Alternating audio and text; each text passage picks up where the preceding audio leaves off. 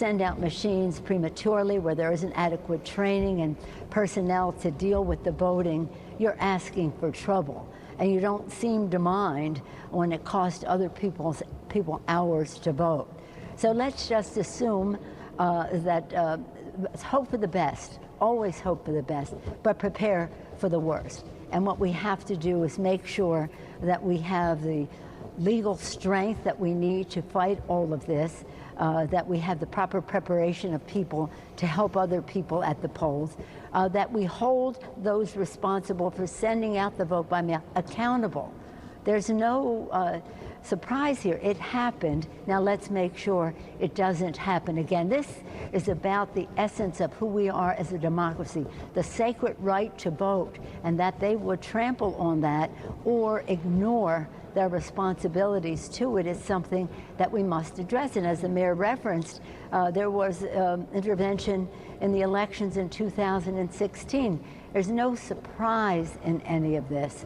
But I will tell you, if you saw the Republican playbook on voter suppression, you would see that there's a plan here that says we're afraid of the vote. We're going to do everything we can to limit it in terms of geography, locations, and limit it in terms of timing as to how late or Sure.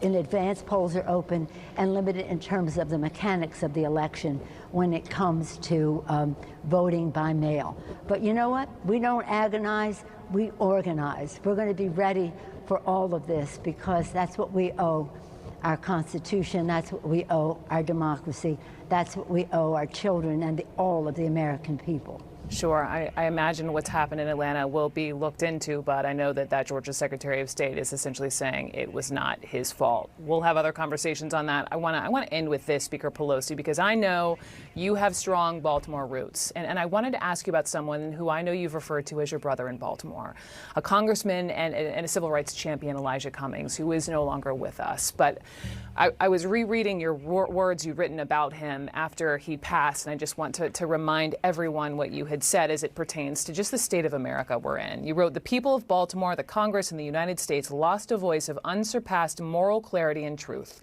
Our beloved chairman, Elijah E. Cummings.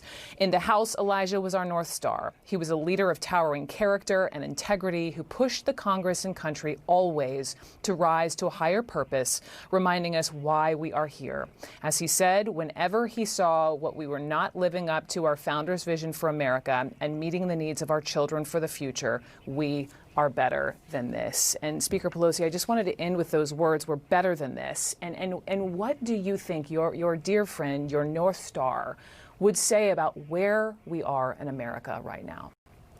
Well, one other thing that he did say is he said, when we are dancing with the angels, little did we know that that would be imminent for him. But when we are dancing with the angels, we need to be responsible for what we did to make things better.